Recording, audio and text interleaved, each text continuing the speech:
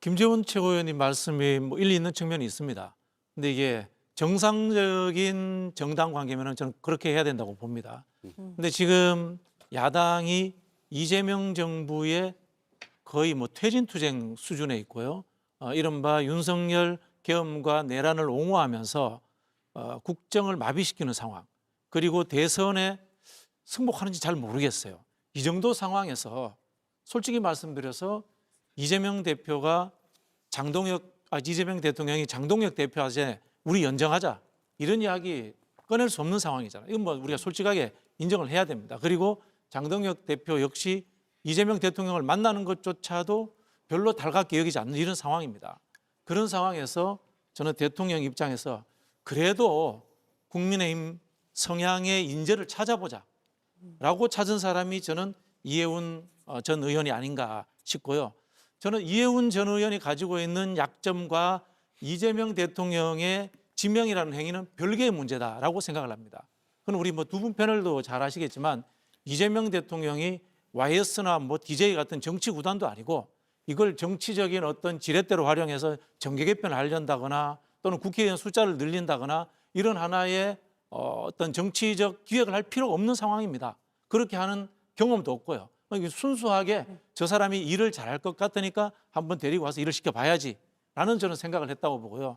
또 말씀하신 이 경제에 대한 인식의 문제인데 확장 정책의 반대는 사실은 건전이 아니고 긴축이죠. 긴축이고 사실 이 부분은 경제학에서는 재정이 많으면은 확장하는 거고요. 재정이 적으면은 긴축하는 겁니다. 그리고 경기가 안 좋으면은 또 돈을 푸는 거고요. 경기가 좋으면 또 돈을 줄이는 겁니다. 다만 이게 정치권에 와가지고 이상하게 대립구도가 만들어지니까 양당이 우리는 확장하고 우리는 긴축해야지 그렇게 된 측면이 있어요. 이건 아마 경제학자들이 대부분 다 저처럼 이야기할 겁니다. 그런 부분에서 우리 이해운 지명자가 유연하게 대처할 수 있고 또 한편으로 보면 이재명 대통령 입장에서 내가 확장해서 많이 쓰자고 할 때 이거 그렇게 쓰시면 안 됩니다 라고 레드팀 역할하는 국무위원도 있을 필요 있지 않겠나라는 저는 다목적 실용성에 의해서 저는 임명했다 그렇게 보여집니다. 근데 이제 지금 박진영 부원장께서 무슨 뭐 내란을 옹호하고 뭐 계엄을 옹호하고 이런 말씀하시는데 그건 뭐 사실과 다른 것 같고 지금 우리 국민의힘이 무슨 정권 퇴진 운동 하듯이 하고 있다고 말씀하시는데 사실은 권력을 잡은 현 정권에서 이재명 정권에서 야당을 어떻게 보고 있느냐 뭐 현실적으로 그렇잖아요. 계속 내란 정당이니까 해산시키겠다. 그렇게 해서 내란 특검을 만들어서 우리 당의 국회의원들을 옥죄고 결국은 원내대표를 기소해서 지금 재판에 넘기고 또 그것도 없는 죄도 뒤집어 씌우려고 내란 특별재판부까지 만들어서 지금 끌고 가고 있거든요. 이런 판에 우리 국민의힘 제1야당을 완전히 없애버리려고 말살시키려고 하고 있다고 우리가 다 느끼고 있는데 거기에서 한 사람을 빼갔거든요. 근데 그 사람이 무슨 대단한 경제 전문가도 아니고 대단한 경제 전문가 아니십니까?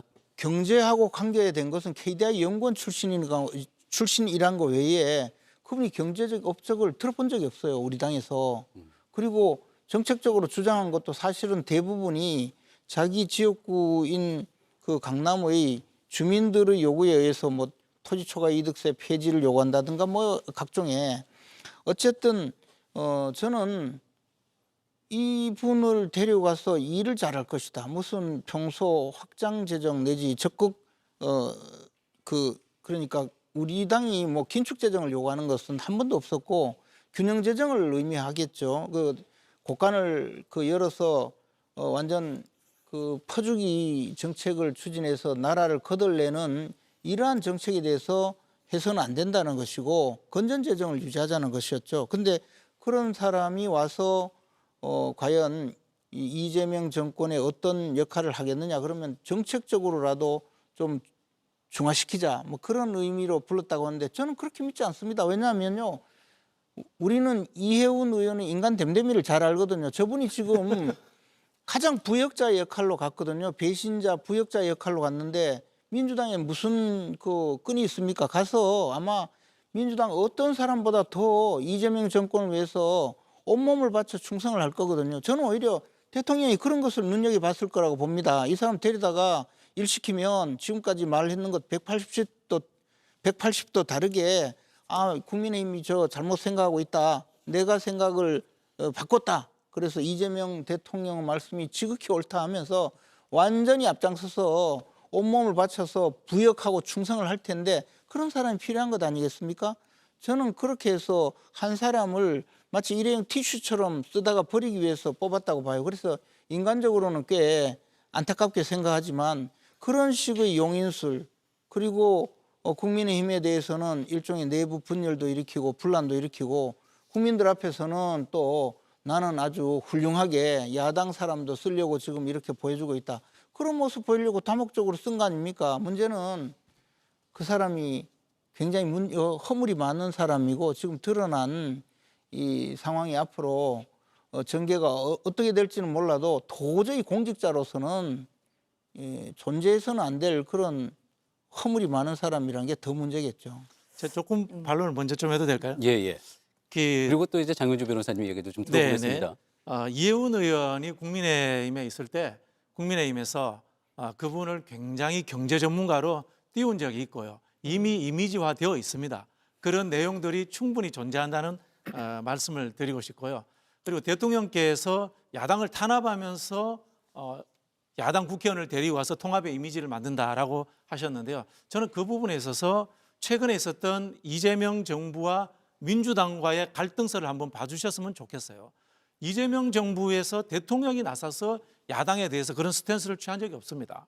말씀하신 특검 부분들도 사실은 국회가 주도해서 만들어간 영역이고요. 또 한편으로 보자면은 야당을 이른바 헌법 소원하겠다라는 이야기도 민주당에서 나왔지 대통령이라는 이 여야를 아우른다는 입장에서 나온 적은 없다라는 점을 제가 좀 분명하게 좀 이렇게 내란 분류를 해드리고 싶어요. 내란 특별재판부 같은 거의 중국식 인민재판부 정도 되는 그런 재판소를 만들려고 할 때 당에서 우려 섞인 말이 나오니까 대통령이 그랬잖아요. 이게 뭐 위헌이냐고. 그렇게 하니까 일사불란하게 아마 민주당 내에서 끽소리도 못하고 따라갔잖아요. 지금 이 모든 게 다 그런데 그걸 가지고 야당 탄압, 야당 말살 음모가 어디서 나왔겠어요. 대통령이 아니 그만둬라 이러면 하겠습니까? 정청래 의원이 정청래 대표가 그렇게 멋대로 하나요?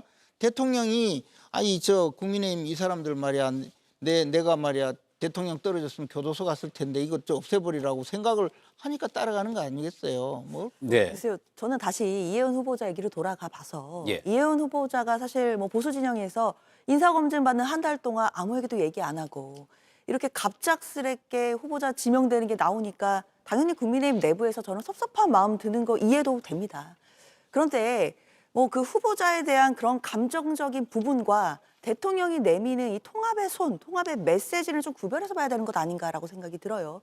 적어도 대통령이 내미는 이 통합의 손만큼은 좀 뿌리치지 말아주셨으면 좋겠고 이 통합의 메시지만큼은 조금 폄훼하지는 않으셨으면 좋겠다라는 말씀 먼저 드려야 될 것 같아요. 왜냐하면 지금 이혜훈 후보자가 지명된 그 자리가요. 뭐 앞서서 뭐 사람 하나 빼가는 자리다, 뭐 구색 맞추기다 이런 비판도 주셨지만 저는 그렇게 생각하지 않습니다.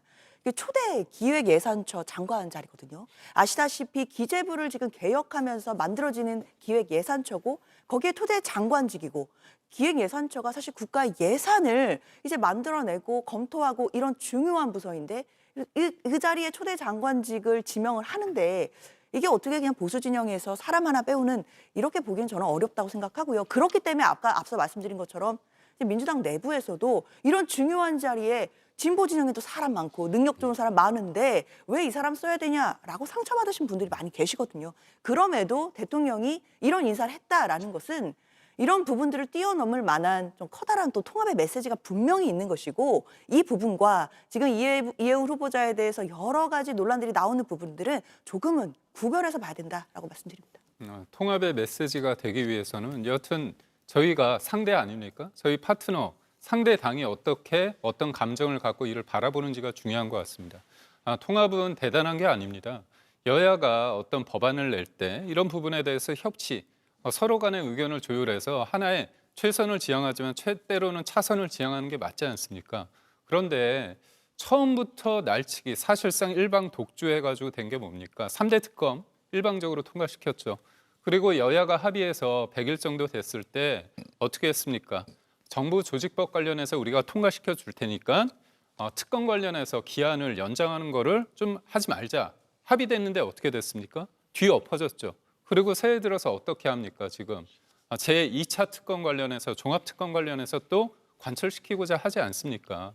대단한 게 아닙니다. 협치는 어떤 법안에 대해서 조율을 하는 거죠. 근데 이게 다수에 의해서 입법 독주가 하고 있는 현실 속에서 한 사람을 데려가서 그게 통합적이고 협치적인 면모를 보인다는 건 어불성설이라고 제가 말씀드릴 수밖에 없고, 아니 노란봉투법이든 아니면 중대재해처벌법 같은 강화시키는 법 관련해서 사측의 의견이 반영되지 않는 것들이 많지 않겠습니까? 그렇다면 우리가 반도체 굉장히 산업 AI 시대에서 굉장히 중요하기 때문에 반도체 특별법 관련해서 52시간 예외, 이거 사측에서 그러니까 반도체 회사에서 얼마나 이걸 원하고 있습니까? 이런 것들을 통과시켜주면 이재명 정부가 야당 그리고 기업들 국민을 위해서 협치하는 면모를 보이겠구나, 그런 거잖아요. 우리가 이해운 지명자 한 명을 통해 가지고 우리가 협치의 어떤 가늠자를 볼 수 있는 입지가 아닙니다. 그리고 그분이 이 당내에서 그런 위치에 있는 것도 아니고요. 전문가라는 부분에 있어서 전 동의할 수 없는 게 그분이 KDI 출신입니다. 하지만 이분이 삼선을 하는 동안에 어떤 경제적으로 대단한 성과 입법을 낸 게 있습니까? 저는 기억나는 게 없거든요.